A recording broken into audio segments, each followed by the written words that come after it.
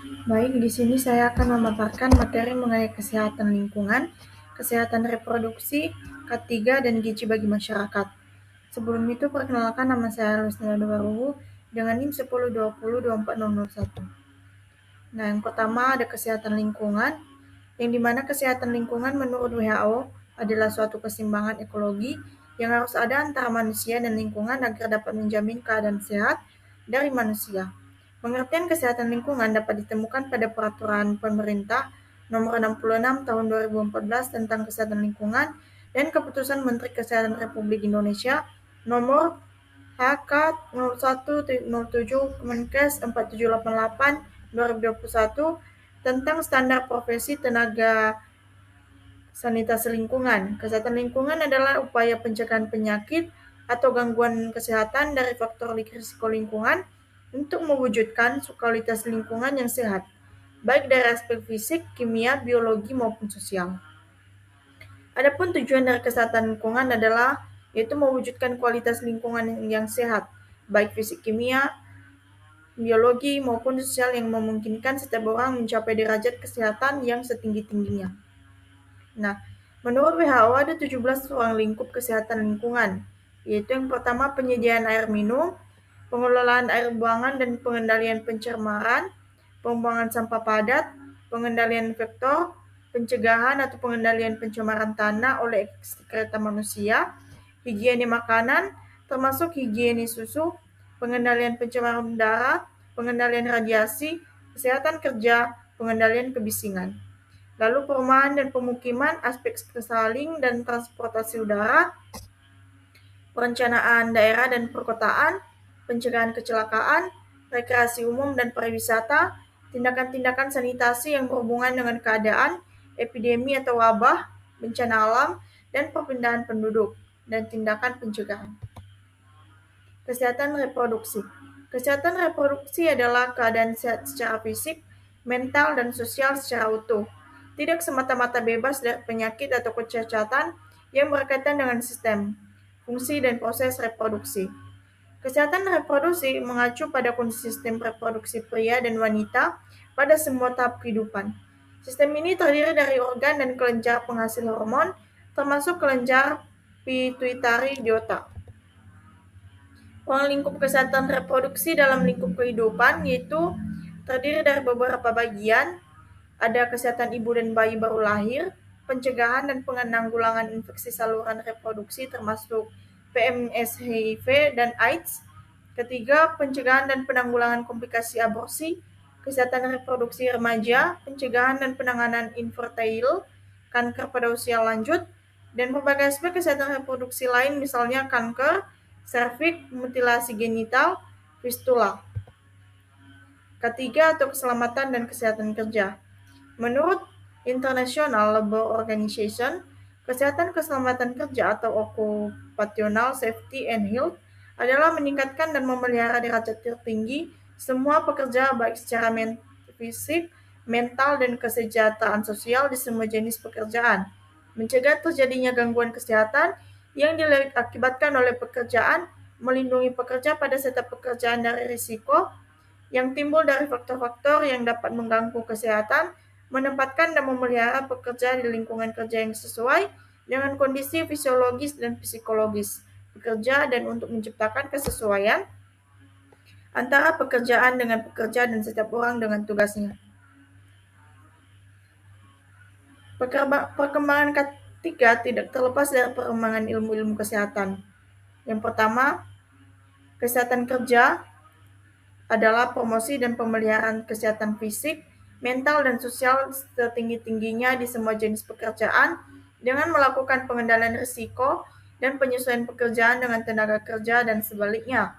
Keselamatan kerja adalah ilmu dan seni yang terdiri dari serangkaian metode-metode dalam melakukan intervensi terhadap sistem kerja sehingga menjamin keamanan setiap sistem kerja yang dijalankan baik bagi pekerjaan, peralatan maupun bagi lingkungan. Ketiga, ada higiene industri adalah ilmu dan seni yang dalam mengantisipasi, mengevaluasi, dan pengendalian faktor atau tekanan lingkungan yang timbul di tempat kerja yang dapat menyebabkan sakit mengganggu kesehatan dan secara signifikan mempengaruhi ketidaknyamanan pekerja ergonomi adalah ilmu yang mempelajari penyesuaian antara manusia dengan pekerjaan dan sebaliknya. Lalu ergonomi adalah aplikasi ilmu biologi manusia yang berinteraksi dengan ilmu teknik yang mempelajari manusia dan lingkungan kerja, sehingga akan tercapai kepuasan maksimum pekerja dan produktivitas. Gizi. Gizi adalah bagaimana makanan mempengaruhi kesehatan tubuh. Gizi kesehatan masyarakat merupakan disiplin ilmu yang berkaitan dengan upaya meningkatkan dan menjaga kesehatan gizi seluruh populasi. Walaupun berakar pada pengetahuan ilmu gizi, praktik dalam bidang gizi kesehatan masyarakat memerlukan pendekatan yang lebih luas, yakni mempertimbangkan pengaruh budaya, politik, ekonomi, dan lingkungan terhadap bagaimana masyarakat di tingkat lokal, nasional, dan global dapat mengakses dan menggunakan makanan untuk gizi yang optimal. Model sosial ekologis gizi kesehatan masyarakat. Nah, model sosial ekologis digunakan untuk memahami berbagai faktor yang memengaruhi perilaku gizi dan kesehatan seseorang.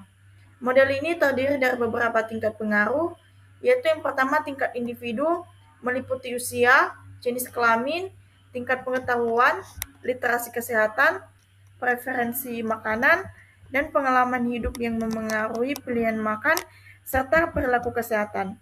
Kedua, tingkat interpersonal, yaitu mencakup pengaruh keluarga, teman, rekan kerja, dan jaringan sosial yang berperan dalam membentuk kebiasaan makan dan gaya hidup sehat.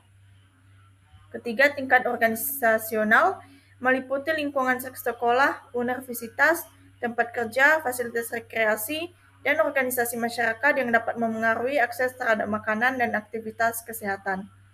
Keempat, melibatkan berbagai sektor seperti pemerintah, pendidikan, pelayanan kesehatan, transportasi, komunitas, dan dunia usaha yang berkontribusi terhadap kondisi kesehatan masyarakat.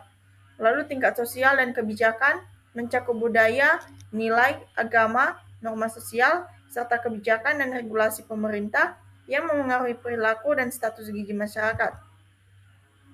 Paradigma kesehatan lingkungan. Paradigma berasal dari kata Latin, yaitu yang artinya pola. Paradigma berfungsi untuk merumuskan apa yang harus dikaji, pertanyaan-pertanyaan apa yang harus ditanyakan, dan aturan-aturan apa yang harus diikuti dalam mengartikan jawaban-jawaban yang diperoleh. Paradigma sehat merupakan upaya untuk lebih meningkatkan kesehatan bangsa yang bersifat proaktif. Jadi dapat disimpulkan bahwa paradigma sehat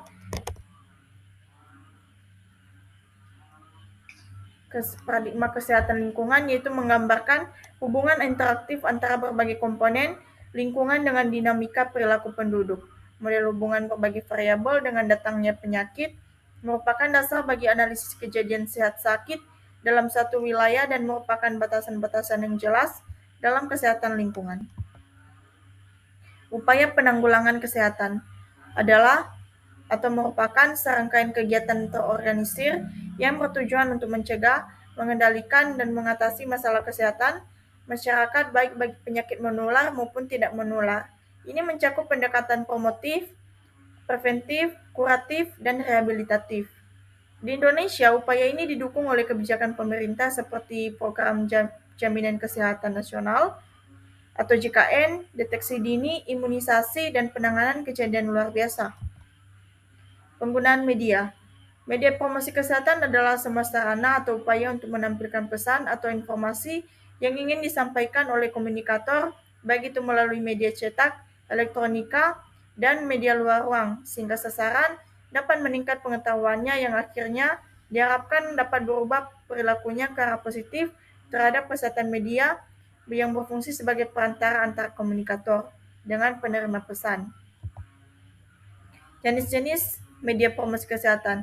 Media promosi kesehatan umumnya dibagi menjadi 4 kategori utama, yaitu yang pertama media cetak, ada booklet, leaflet, flyer, flipchart, poster, brosur, kartu kuartet.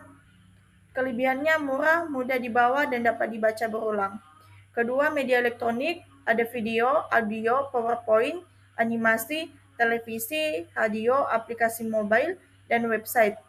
Ketiga, media luar ruang, ada spanduk, banner, dan papan reklam. Keempat, ada media digital atau sosial, yaitu media sosial seperti Instagram, Twitter, TikTok, dan Facebook, infografis digital, konten video pendek, dan platform daring lainnya. Tujuan dan prinsip penggunaan media promosi kesehatan. Di sini ada pun tujuan dari penggunaan media promosi kesehatan, yaitu yang pertama, media dapat mempermudah penyampaian informasi, media dapat menghindari kesalahan persepsi.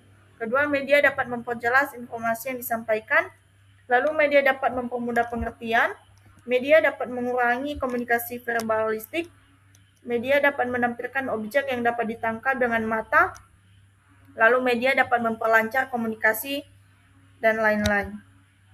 Di sini rangkuman bab 3, metode penelitian yang digunakan, ada penelitian kualitatif, scoping review, community-based, participatory research, atau penelitian partisipatif berbasis komunitas, penelitian kuantitatif cross-sectional, systematic review, dan quasi-eksperimental. Sumber data, data primer yang diperoleh langsung dari masyarakat, tenaga kesehatan, pemangku kepentingan, dan responden penelitian melalui FGD, wawancara, observasi, serta kuesioner. Dan data di sekunder yang berasal dari artikel, ilmiah jurnal internasional, laporan penelitian, dan database seperti PubMed, Scopus, EBSCO, Web of Science, Science Direct, dan Google Scholar. Teknik pengumpulan datanya, focus group discussion, wawancara mendalam, workshop partisipatif, kuesioner atau survei, observasi, dokumentasi, dan penelusuran literatur melalui database ilmiah. Teknik analisis data, grounded theory, open coding, axial coding, dan focused coding. Lalu thematic analysis, analisis deskriptif, analisis statistik kuantitatif, dan sintesis dan pemetaan literatur. Lalu triangulasi sumber, member checking, dan inter-rata reliability. Nah, rangkuman bab 4-nya, pertama, community engagement dalam kesehatan lingkungan, yaitu keterlibatan masyarakat penting untuk mengidentifikasi masalah kesehatan lingkungan yang menjadi prioritas. Masalah utama yang ditemukan meliputi kualitas air, sanitasi, rumah terlantar, dan pencemaran lingkungan. Lalu solusi yang efektif harus melibatkan masyarakat, komunitas, dan pemerintah secara bersama-sama. Lalu kurangnya respons pemerintah menjadi salah satu penyebab masalah lingkungan tetap berlanjut. Lalu kedua, partisipasi komunitas dalam pelayanan kesehatan reproduksi. Partisipasi masyarakat meningkatkan akses dan pemanfaatan layanan keluarga berencana dan kontrasepsi. Keberhasilan program dipengaruhi oleh akuntabilitas, kepercayaan masyarakat, dan keterlibatan tokoh lokal. Struktur komunitas yang sudah ada dapat dimanfaatkan untuk mendukung pelayanan kesehatan reproduksi. Pelayanan perlu disesuaikan dengan kebutuhan remaja dan kelompok rentan. Pertama, community engagement, yaitu melibatkan masyarakat dalam mengidentifikasi masalah kesehatan, membantu menemukan solusi yang sesuai kebutuhan komunitas, dan meningkatkan keberhasilan program kesehatan. Kesehatan lingkungan berfokus pada kualitas air, sanitasi, dan pengelolaan limbah. Bertujuan mencegah penyakit akibat lingkungan dan memerlukan kerjasama masyarakat dan pemerintah. 3. Kesehatan reproduksi, meningkatkan akses layanan KB dan kontrasepsi, mendorong partisipasi masyarakat dalam program reproduksi, dan membantu meningkatkan kesehatan ibu dan anak. 4. Community-based participatory research, mengutamakan kemitraan antara masyarakat dan peneliti, meningkatkan kapasitas serta pemberdayaan komunitas, mendukung penyelesaian masalah kesehatan secara berkelanjutan. 5. Kesehatan dan keselamatan kerja, yaitu mencegah kecelakaan dan penyakit akibat kerja, dilakukan melalui edukasi dan penggunaan APD, meningkatkan keselamatan dan produktivitas pekerja.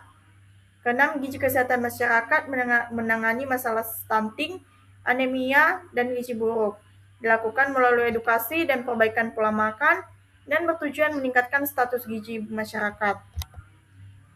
7. Upaya penanggulangan kesehatan yang meliputi promotif, preventif, kuratif, dan rehabilitatif, meningkatkan derajat kesehatan masyarakat, dan mengurangi angka kesakitan dan kematian. 8. Media promosi kesehatan, menyebarkan informasi kesehatan kepada masyarakat, meningkatkan pengetahuan dan kesadaran kesehatan, dan media digital efektif menjangkau masyarakat luas. Baik, sekian pemaparan materi dari saya ucapkan terima kasih.